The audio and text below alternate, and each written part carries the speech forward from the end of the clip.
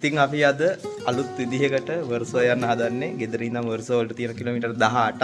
අපි කොහොමද අද යන්නේ වර්සෝ වලට? අපි යන්නේ පස් විදිහකට. පස් විදිහකට. බයිසිකලෙන් පටන් අරගෙන බස් එකෙන් ගිහිල්ලා, මෙට්‍රෝ එකෙන් ගිහිල්ලා, ට්‍රෑම් වලින් ගිහිල්ලා පොඩි ආතල්ලක් ගමු. ඔව්. අපි බලමු කොහොමද පස් විදිහකට ගෙදර ඉඳන් වර්සෝ යන්නේ කියලා. කිලෝමීටර් 18ක් තියෙනවා. ඉතින් අපි බලමු කොහොමද යන්නේ කියලා. ඉතින් අපි අද මේකේ තමයි අපේ වැඩේ පටන් ගන්න හදන්නේ. අපි බලමු මේකෙන් ගිහිල්ලා කොහොමද අපි අනිත් වැඩ ටික කරලා ගමනාන්තයට යන්නේ කියලා.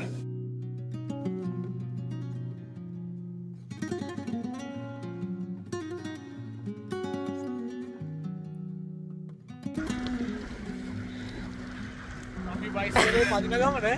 බයිසිකල් වලින් අපි ඉතින් යනවා නේද? අපේ යාළුවෝ දෙන්නෙක් බලන් ඉන්නවා ඉස්සරහා අපි එනකන්. පොඩි කට්ටකුත් දීලා අපි මේට ජිල් එක යනවා නේද? ඇත්තට මාර සීතලයි අදත්. ඔව්. මීදුම වගේ කියනවා. අපි බලමු කොහොමද වෙන්නේ කියලා. මේක ඉතින් වෙනම වයිබ් එකක් ආ. ලංකාවේ බයිසිකල් නඩපු නැති අපි පෝලන්ඩ් ඇවිල්ලා වදිනවා. අපි ඉතින් බයිසිකල් ටික නවත්තන්න ආවා කිලෝමීටර් එකමාරක් විතර. අපි බයිසිකලෙන් ඇවිල්ලා මෙන්න එතන බයිසිකලේ නවත්තලා තමයි ඊළඟට ගමන පටන් ගන්න හදන්නේ. අපිට ඊළඟ වැඩේ පටන් ගන්න පුළුවන් නේන්නේ? ඔව් එකෙන් අපි යන්නේ නම් ඊළඟ ට්‍රාන්ස්පෝර්ට් එක. යමු. Public transport. Public transport. අපේ කට්ටිය දැන් ඔන්න එනවා. මොකෝ වෙන්නේ? කොහෙද යන්නේ?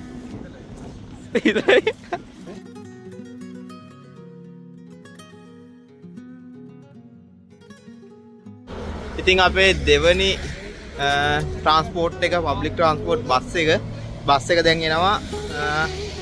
අපි දැන් බස් එකේ තමයි යන්න හදන්නේ. වර්සෝහි බස් රථ සේවාව ඉතා පුරුල් පද්ධතියක් වන අතර මාර්ග 170කට අධික සංඛ්‍යාවක් ඔස්සේ දිනපතා බස් රථ 1400කට වඩා ධාවනය වේ. කිලෝමීටර 2500කට වඩා දිගු මාර්ගජාලයක් ඔස්සේ ලක්ෂ ගණනින් මගින් දිනපතා ගමන් කරයි. වසර 70ක 80ක ඉතිහාසයක් ඇති මෙම සේවාව අනාගතයේදී පරිසර හිතකාමී විදුලි බස් භාවිතය වැඩි කිරීමටත් බස් රථ නවීකරණය කිරීමටත් සැලසුම් කරමින් පවතී.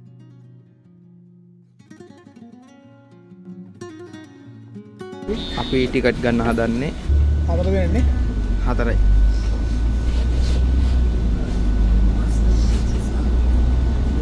අපේ ටිකට් ටික print වෙලා මෙන්න මෙතනින් තමයි එන්නේ.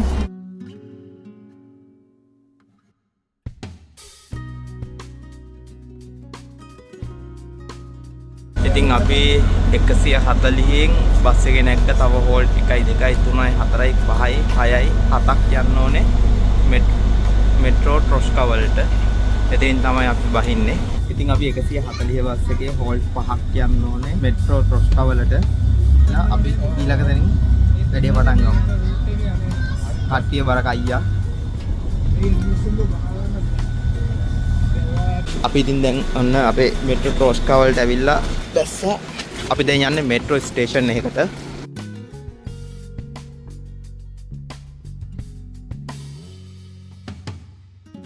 ටිකට් ගන්න තමයි හදන්නේ දැන්. මෙට්‍රෝ එකේ යන්න ටිකට් 4ක් ගන්නවා. ටිකට් එක print වෙලා ඇවිල්ලා තියෙන්නේ. ටිකට් 4ක් ගත්තා. අපි දැන් යන්න හදන්නේ මෙට්‍රෝ එකේ. කේන වෙලාව තව විනාඩි 2යි තප්පර 40ක් තියෙනවා. ඉතින් අපි විනාඩි 20ක ටිකට් තමයි අරන් තියෙන්නේ. 1995 වසරේදී ආරම්භ වූ වර්සෝ මෙට්‍රෝව නගරයේ වේගවත්ම ප්‍රවාහන මාධ්‍යයි. දැනට ප්‍රධාන මාර්ග දෙකක් ඔස්සේ ක්‍රියාත්මක වන අතර මාර්ග තදබදයකින් තොරව නියමිත වේලාවට මගින් ලක්ෂ ගණනක් ගෙන යයි. දැනට පවතින සේවාව තවදුරටත් පුල් කරමින් නගරයේ තවත් ප්‍රදේශ යා කිරීම සඳහා නව M3 නම් මාර්ග පද්ධතියක් ඉදිකිරීමට ඔවුන් සැලසුම් කර ඇත. අපේ මෙට්‍රෝ එකේ යනවා හෝල්ට් 5ක් රොන්ඩෝ ඔන්ස් කියන හෝල්ට් එකෙන් තමයි අපි ඊළඟට එක්සිට් වෙන්නේ. අපේ මෙට්‍රෝ එකෙන් එක්සිට් වෙනවා. මෙන්න සීතල දෙයියනේ. අට සීතලක් තියෙන්නේ.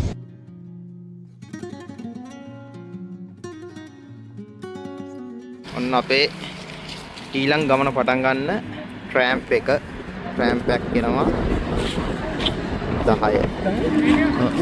අපි මේක යන්නයි හදන්නේ දැන්. වර්සෝහි 1866 වසරේ සිට ක්‍රියාත්මක වන ට්‍රෑම් සේවාව වසර 150කට වඩා පැරණි ඉතිහාසයක් සහිත පාරමත ධාවනය වෙන විදුලි දුම්රිය පද්ධතියකි. ට්‍රෑම්ප් මාර්ග 25කට අධික සංඛ්‍යාව ඔස්සේ කිලෝමීටර 150 පමණ දුරකට මෙම ජාලය විහිදී පවති. දැනට පවතින පරණ ට්‍රෑම් රථ අලුත් ඒවා මගින් ප්‍රතිස්ථාපනය කිරීමටත් නව මාර්ග ඉදිකිරීමටත් කටයුතු යොදා ඇත. මෙම සේවාවන් සඳහා එකම ටිකට් පතක් භාවිතා කළ හැකි අතර වර්සෝ වැසියන් පෞද්ගලික මෝටර් රටවලට වඩා මෙම කාර්යක්ෂම පොදු ප්‍රවාහන පද්ධති වැඩියෙන් භාවිතා කිරීමට කැමැත්තත් දක්වයි.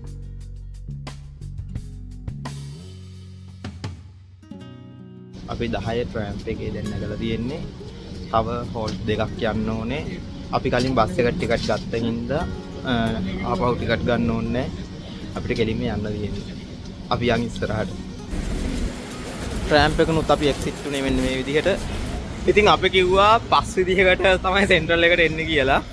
දැන් අපි ක්‍රම 4කට ආවා, බයිසිකලෙන් ආවා, බස් එකේ ආවා, මෙට්‍රෝ එකේ ආවා, ඒ වගේම ට්‍රෑම්ප් එකේ ආවා. දැන් අවසාන විදිය පයින් යන්නේ. ඒක තමයි පස් විදිය. අපි දැන් පයින් තමයි සෙන්ට්‍රම් එකට යන්නේ.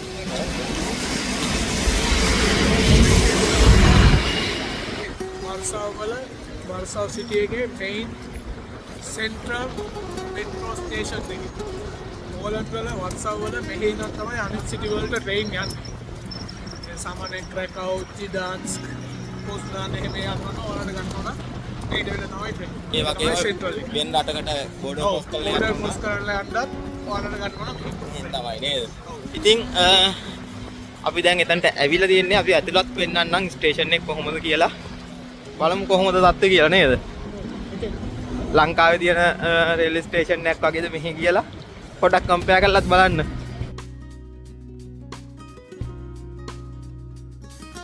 ඉතින් අද ක්ලයිමේට් එක එච්චර හොඳ නෑ අපිට අපේ වැඩ ටික කරගන්න නේද සායි? ඉතා දුර්වල ක්ලයිමේට් එකක්. කාලගුණය පොඩ්ඩක් වෙනස් වුණා එකපාරම. සීතල වැඩි වුණා. එනිසා අපි මේක එතනින් අවසන් කරනවා නේ. එතනින් අවසන් කරලා අපි ටැක්සියක් දාගෙන යමු නේද ගෙදර? ටැක්සියක් දාන්න තමයි යන්නේ. අපි ටැක්සියක් දාගෙන එහෙනම් ගෙදර යනවා. ගෙදර යනවා. බයි.